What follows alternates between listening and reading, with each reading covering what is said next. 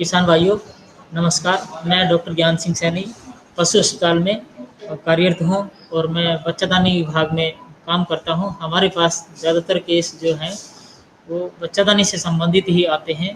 जैसे वे कोई पशु गर्मी में नहीं आता, कोई बार बार फिरता है, कोई पशु शरीर दिखाता है, किसी का ब्याने में दिक्कत है, तो किसी का बच्चे का पैर मुड़ा हुआ है, किसी का ऑपरेशन करना है। तो इस तरह के केस हमारे पास साल में 1200 के लगभग आ जाते हैं, जिनमें मेन जो केस है हमारे पास वो बच्चादानी घूमने के हैं। वो 500 के लगभग केस हमारे पास बच्चादानी घूमने के आते हैं।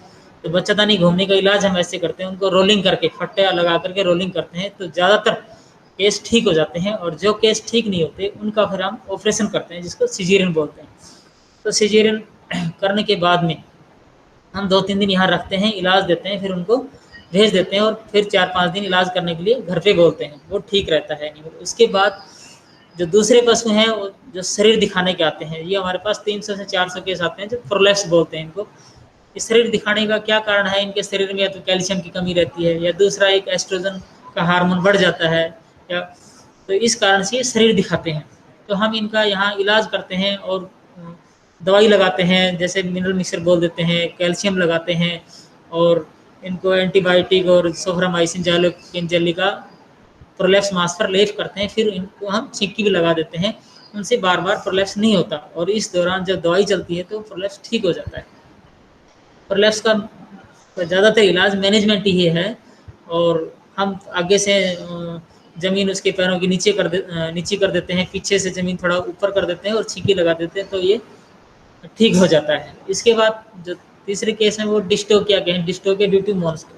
मॉन्स्टर भी बहुत से केस आते हैं, जैसे हर साल ये 20 के लगभग केस आ जाते हैं, जिनको जैसे दानव बोलते हैं। और उनमें ज़्यादातर तो सिजेरियन होता है, लेकिन बहुत से केस ऐसे होते हैं जो हम फिटोटोमी के द्वारा भी फीटस को काट के निकाल देते हैं और सिजेरियन से बच जाते हैं। सिजेरियन में दवाइयाँ बहुत लगती हैं, किसान भाई का बहुत पैसा लगता है, और 10-12 दिन दवाई चलते हैं, तो ये 8-10 हज़ार रुपये में जाके पड़ता है। तो अगर फिटोटोमी से हम फीटस को काट के निकाल देते हैं तो किसान भाई का बहुत सारा पैसा बच जाता है, दवाइयाँ नहीं लगती और पशु जल्दी ठीक हो जाता है, और आगे उसके फर्टिलिटी मेंटेन रहती है, जल्दी से उन्हें दूध हो जाता है। और उसके बाद जो केस आते हैं हमारे पास डिस्टोकिया के, सिंपल डिस्टोकिया जिसको कहते हैं कि भाई पशु ब्याने लग रहा है, उसका किसान भाई वेट कर रहा है कि भाई उसका पैर नहीं आया, सर नहीं आया। तो कई बार किसान भाई जल्दी ही करने लग जाता है, तो क्या करता है कि थोड़ा सा खुर दिख गया उसका, तो किसान क्या करेगा, मिट्टी में हाथ लगाएगा और हाथों को मिट्टी में दोनों में रगड़ के उसके पैर खींचने लग जाएगा। जैसे ही पैर खींचेगा वो, तो उसकी गर्दन मुड़ जाती है। तो मैं किसान भाइयों से यही कहता हूँ कि भाई थोड़ा वेट कीजिए, जितनी जल्दी करोगे उतना ही नुकसान में रहोगे। थोड़ा सा क्या है कि अगर पैर आ गए उसकी गर्दन भी आएगी। जब आपको उसकी गर्दन दिख जाए तो अपने हाथों को खींचने से पहले साबुन से 4-5 बार धो, और ग्लोव्स हो तो ग्लोव्स पहनो, फिर उसके द्वारा आप पैरों को खींचो। और गर्दन आपकी कंट्रोल में होनी चाहिए कि गर्दन उसकी मुड़नी नहीं चाहिए। जब आप उसको सीधा पैरों से खींचोगे, गर्दन बाहर आ जाए, तब आप उसको ट्रैक्शन लगा लो, जोर लगा लो, फीटस बाहर आ जाएगा। अगर उससे पहले जब फीटस का सिर बाहर नहीं आ रहा है आप उसको खींचोगे तो उसकी गर्दन मुड़ जाएगी और वो डिस्टोकिया हो जाएगा। फिर वो आप चाहे कितना ही जोर लगा लो, फीटस निकलेगा नहीं। जितनी इसकी गर्दन मुड़ती जाएगी उतने ही उसके सिजेरियन के चांस होते जाएंगे। तो सिजेरियन करेंगे तो 8-10 हज़ार रुपये की दवाई लगेंगी, पशु आगे गर्मी में देर से आएगा।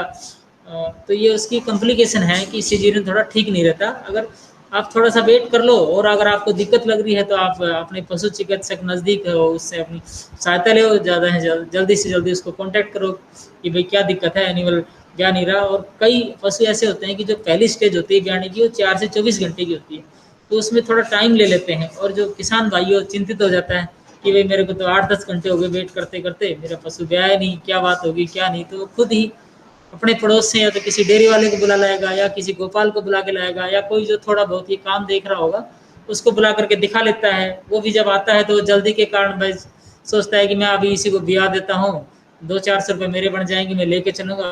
अगर वेट करूँगा तो वेट करने के लिए बोलूँगा तो ये फार्मर किसी और डॉक्टर को बुला लेगा, वो कोई और डॉक्टर कमा के चला जाएगा। तो इसलिए जल्दी में रहते हैं, तो जल्दी नहीं करनी चाहिए, आराम से तसल्ली से इंतजार करना चाहिए। जब पशु के खुर बाहर आ जाए और सर बाहर आ जाए तब आप जोर लगा सकते हो।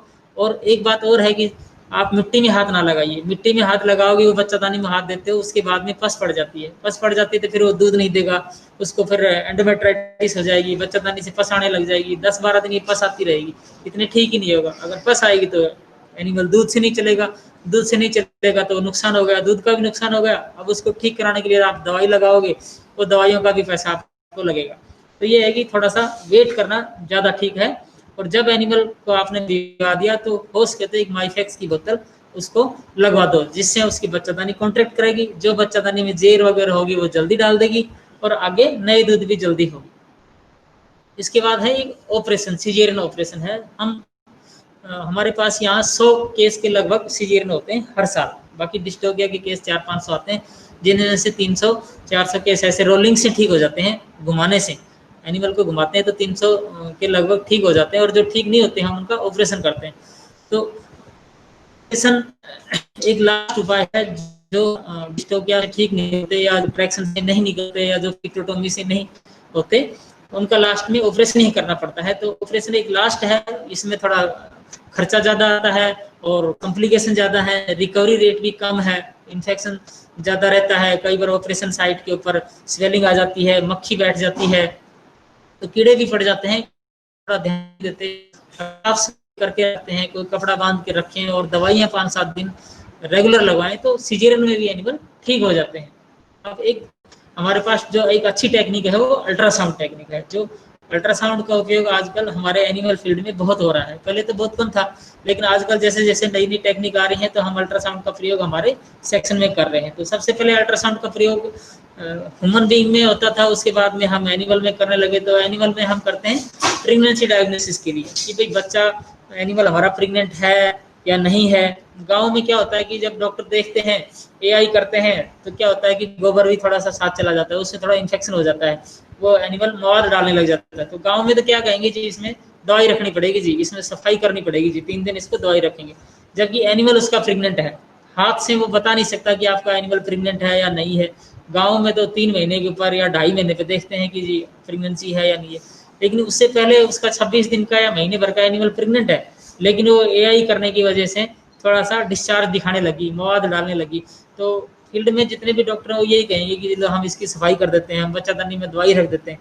तो ये एक सबसे बड़ा ड्रॉबैक है। विदाउट अल्ट्रासाउंड, बिना अल्ट्रासाउंड के हम बता नहीं सकते कि एनिमल आपका प्रेग्नेंट है। तो 26 दिन पे हम बता देते हैं कि आपका एनिमल प्रेग्नेंट है, इसको छेड़ने की जरूरत नहीं है और ना कोई दवाई रखवाने की जरूरत है। आप सिर्फ एंटीबायोटिक लगा सकते हो। अगर बच्चादानी में दवाई रखवाओगे तो वो फिर एनिमल अबॉर्ट कर देगा, अबॉर्ट कर देगा तो वो तो बड़ी मेहनत हमारी सारी खराब हो जाएगी। जो एनिमल प्रेग्नेंट था वो आपने अबॉर्ट करा दिया दवाई रख करके।